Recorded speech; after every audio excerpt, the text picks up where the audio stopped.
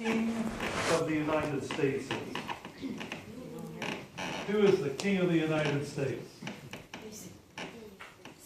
Jesus, you are good. Yes. That's right. He isn't.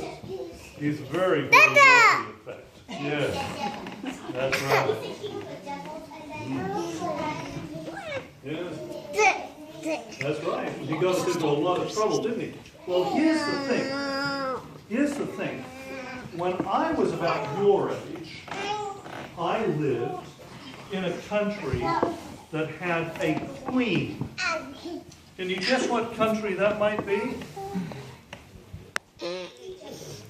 Well, you know, it wasn't Egypt, but that's a good guess. What country do you think it was that had a queen?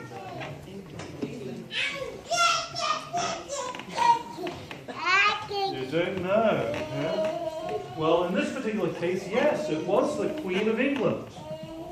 That's where I lived for a little while. I lived in another country that had a king, and he had a funny kind of name. You know what his name was?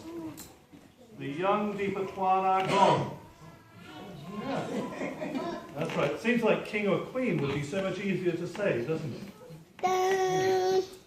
And then, a little bit later on, when I was about Sarah's age, I lived in another country that had a different king. Now this king, he was very, very important.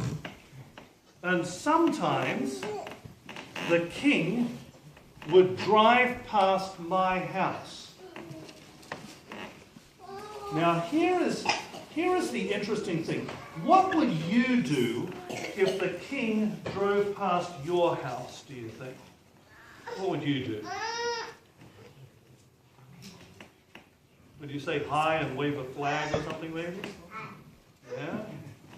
I mean, that's sort of what I would think. But that's not what we did in that country. That country was called Thailand. And we had to behave very differently when the king was there.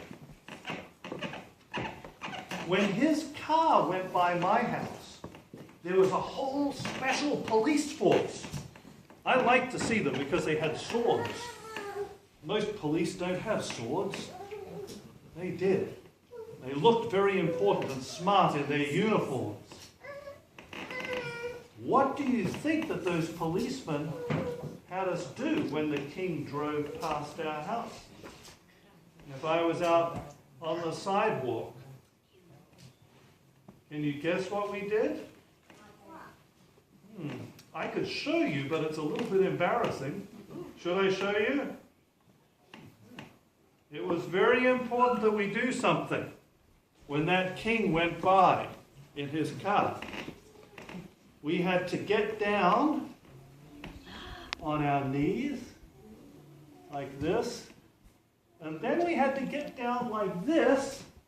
I hope this floor is cleaner than the sidewalk that we had to get down. And then we had to get right down like this while he went by. And we had to show him that respect.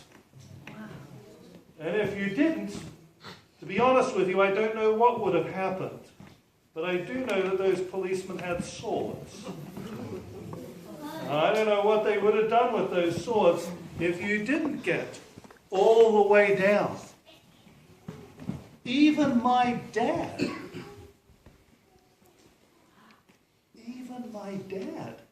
had to get all the way down on the ground when the king went by. One time, he had to go and see the king. And he wasn't allowed to even walk up to the king. He had to get all the way down on the ground and kind of wiggle up to him. Kind of interesting. Yeah. That was kind of weird. Now, there's one other thing that you should know about from when I lived in Thailand. But this actually happened to Uncle James. That's my brother. Yeah. It's a bit of a scary story. Does any of you know what a cobra is? It's like a snake. It's a kind of snake, right? Is it a friendly snake, do you think? It's No? not a friendly, but it won't harm you. Oh, I don't know. It won't harm you unless it bites you. And if it bites you, you will be dead very, very, very fast.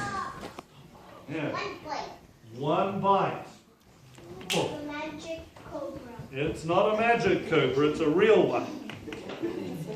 There was one thing I was always taught. Don't play with the cobras. Yeah. So Uncle James was out playing. And what game do you think he was playing?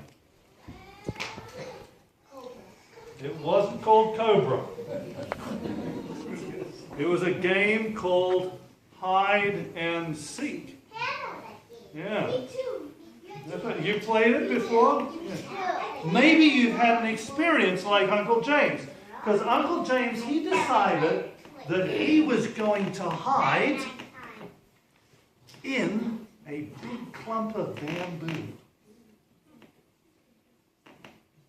And it was a good hiding place because nobody was finding him in there. And he was just inside all of that bamboo.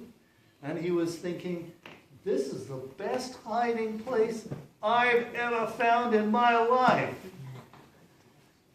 But then he felt something kind of funny. He felt something on his leg. And this is what it felt like. A cobra. Something banging against his leg. Cobra. And he thought to himself, nobody knows I'm here. What's that banging against my leg? And then he looked down. Cobra. And there, yes, was a great big cobra. And you know what it was doing? It was going boom, boom, boom against his leg. That's where things get interesting. It didn't bite him. Now, in the millisecond between Uncle James noticing that it was a cobra that was banging against his leg and the time that he was approximately 30 yards away, he noticed something about that cobra. He noticed that the cobra wasn't biting him. It was banging into his leg, but it wasn't biting him. Why do you think it wasn't biting him? Why do you think? No, it wasn't a friendly cobra. God made it, well, you know, God had done something very interesting to that cobra. Something absolutely amazing. That cobra had a big mouse in its mouth. And it hadn't gone down its throat yet, and it was sort of stuck there, and that cobra was trying to bite him, but it couldn't bite him because it had a big rat in its mouth. Now, have you ever had a big rat in your mouth? Yeah. There's one thing I can tell you, not from personal experience, but if you've got a big rat in your mouth, you can't bite somebody because you're already biting the rat. And that's what happened. Uncle James had a big fright, but thankfully he wasn't dead. Now here's the thing. Who do you think put that rat inside the snake's mouth? Who do you think? You look like you might know. I think you probably do know and you don't want to tell me. Do you think it was the King of Thailand? Who thinks it was the King of Thailand who put that snake in? Do you think it's the King of Thailand who put the snake in his mouth? I mean, the rat in the snake's mouth. No, it wasn't. No. I I think it was the king of the world who did it.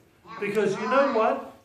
Even though we had to show a lot of respect to the king of Thailand, it was God, our creator, who we prayed to that morning and asked him to take care of us. God is the king of the world. Yeah, and one of the reasons, actually, the reason that he's the king of the world is why? Why? Because he was the first one in heaven. No. God is the king of the world because he made the world. The world is his. And you are God's. And you're God. Everybody here belongs to God.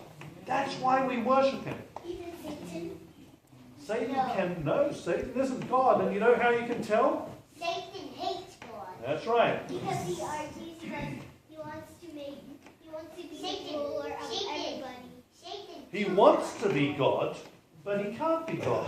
And the reason he can't be God is because he didn't create the world. A long time ago, Satan was a very, very, very, very beautiful angel. That's right. God made him beautiful, and he thought, I want to be God. But he can't be because he didn't create things. I'm going to give you one text. And I want you to think about this text for the rest of the day. Is it your fault? Why was it that I had to get down on the ground when the king of Thailand went by?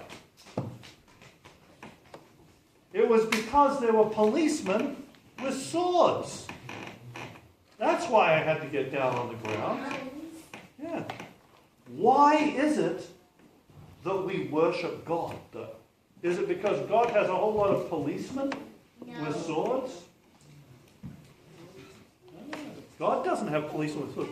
We worship him for one reason, and it tells us why in the Bible. Right in the book of Revelation. Right towards the very end of the Bible. In Revelation 4:11, it tells us why we worship God and why we show him respect. It says, thou art worthy.